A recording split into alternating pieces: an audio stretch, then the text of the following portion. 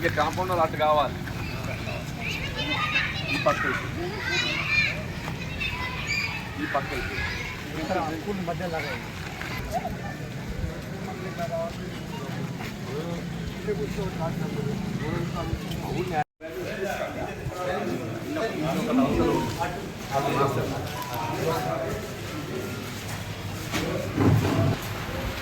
Good morning అమ్మా. Good morning. Fourth class ఏ section. Fourth class ఏ section. రెండు sections. పిల్లలు తక్కువ పిల్లలు అంటే అయితే మొత్తం 36 మంది ఉంటే పిల్లల సెక్షన్ 36 కూడా కలిసి కూర్చోబెట్టచ్చు కదా. అన్ని టీచర్స్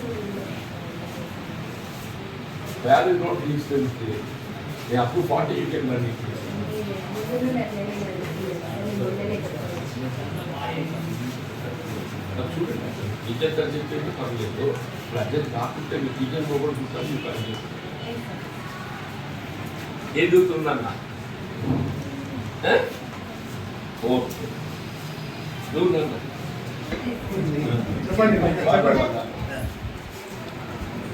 ఒక క్లాస్ అక్కడ ఫోర్త్ క్లాస్ క్లాస్ ఇక్కడ. ఇది English medium Telugu medium. English medium మొత్తం ఇంగ్లీష్ అన్ని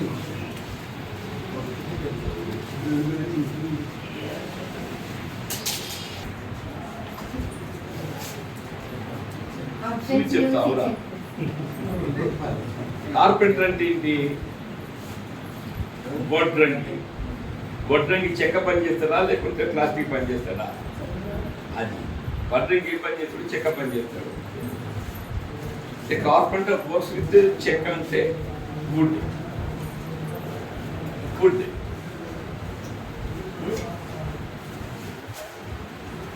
మీకు మీనింగ్ తెలియాలి. ఆ ఇంగ్లీష్ అనేది కేవలం ఇంగ్లీష్ సెంటెన్స్ ఆ పదాన్ని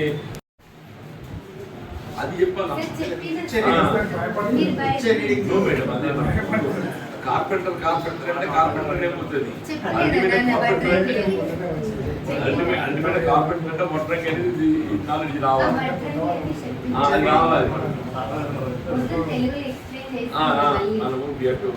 ఇంగ్లీష్ తెలుగు ఎక్స్ప్లెయిన్ చేయాలి. ఇంగ్లీష్ చెప్పుకుంటే కార్పెంటర్ హూఇస్ కార్పెంటర్ అంటే మనకు అది సమస్య అయిపోతుంది.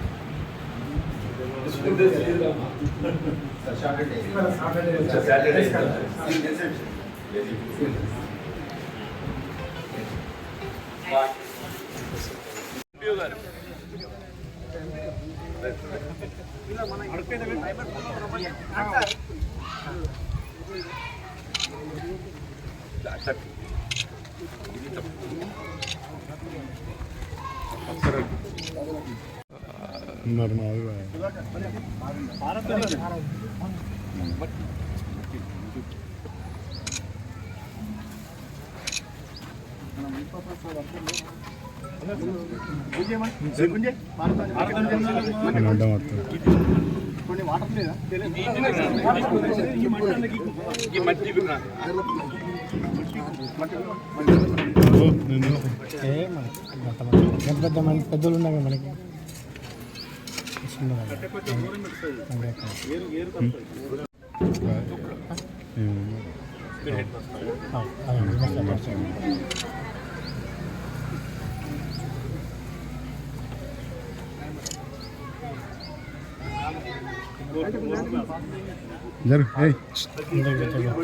ఇట్రా ఇట్రా నువ్వు లేవు తర్వాత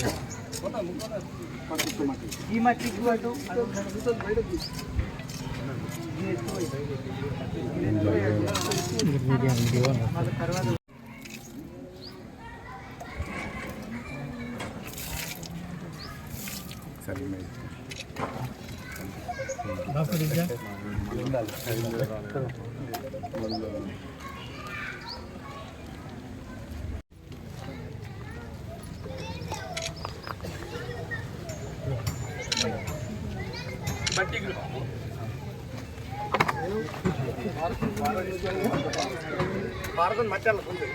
తిన్నా మధ్య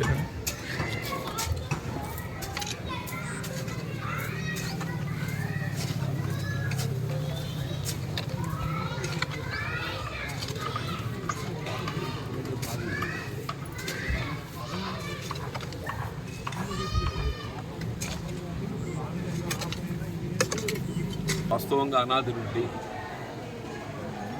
వర్షాకాలం ఆరంభంలో మోర్ పర్టికులర్లీ జూలై ఆగస్టు మాసాలలో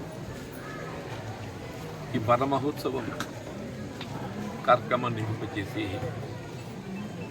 ప్రతి పాఠశాలల్లో పిల్లల ద్వారా కానీ గ్రామాలలో ప్రకృతి వనాలను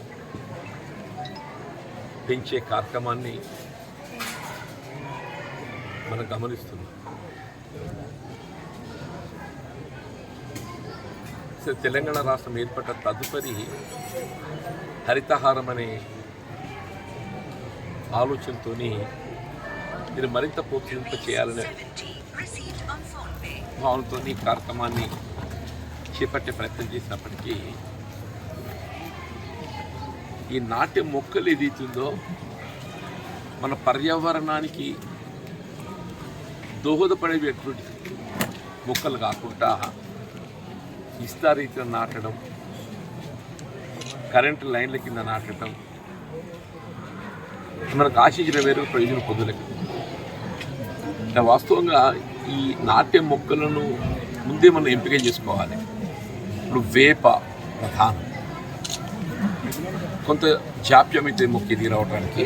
ఇప్పుడు ఒకసారి ఒక వేప మొక్క నాటుకున్నట్టయితే అది దశాబ్దాల తరబడి మనకు ఆక్సిజన్ అందింపజేయడమే కానీ పర్యావరణానికి దోహదపడుతుంది. అదే కానుగు మొక్కలు ఎక్కువ నాటాలి. నేను డీఫ్గా చూసి కూడా తీసుకెళ్ళండి. ఈ రోడ్ బౌండరీస్లలో బ్యాంబూ పెట్టాలి. రోడ్ బౌండరీస్ రాలి. ఇప్పుడు ఒకసారి బ్యాంబూ మీకు వెదురు బొంగు నాటుకుంటే అది ఓది కాదు. మనకి దానిపైన ఏదైతుందో ఈ మేదరి వాళ్ళకి అది ఉపాధి లభిస్తుంది, వాళ్ళకి అప్పగించే అవకాశం ఉంది.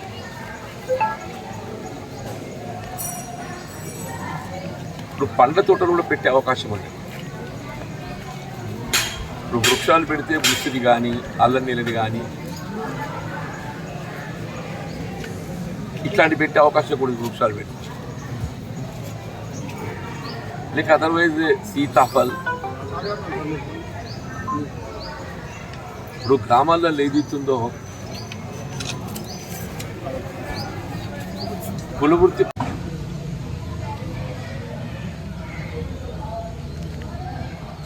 వ్యవసాయ ఉత్పత్తి అనేది ఇటు రైతుకు మేలు అనుకూలపడే విధంగా ప్రభుత్వ కార్యక్రమం ఉండాలి, అటు వినియోగదారునికి కూడా మేలు అనుకూరాలి.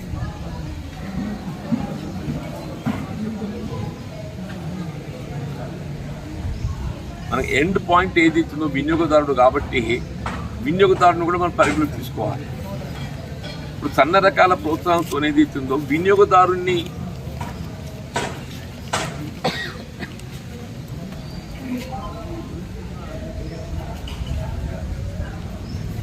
మనం అండగా నిలబడే విధంగా కూడా ఈ కార్యక్రమం తోడ్పడుతుంది.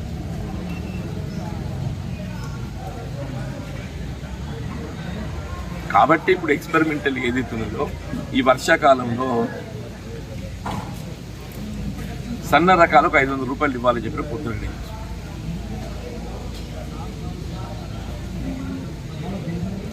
దీని ఫలితం ఏ విధంగా ఉంటుంది,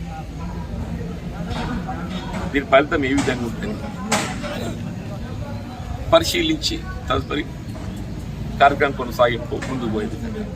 ఇప్పుడు వర్షాకాలం అయితే సన్న రకాలకు 500 రూపాయలు పోతాను.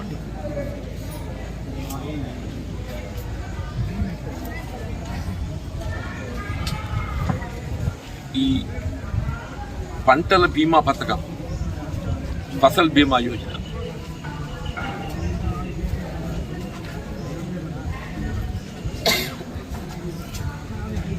దేశంలో ఎక్కడైనా కానీ కేంద్ర ప్రభుత్వం 25% వాటా భరిస్తే 20% రాష్ట్ర వాటాగా ప్రీమియం చెల్లించటం, రెస్ట్ 50% రైతు భరించే విధంగా కార్యక్రమం అమలవుతుంది.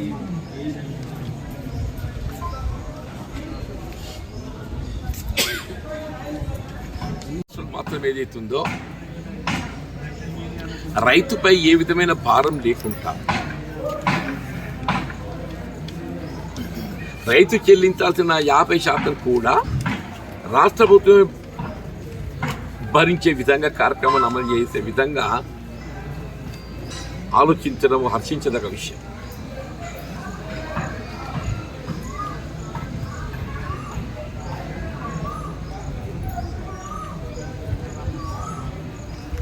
కొన్ని పేర్కొన్న 4 కార్యక్రమాలే. ఒకటి ఉచిత విద్యుత్తు,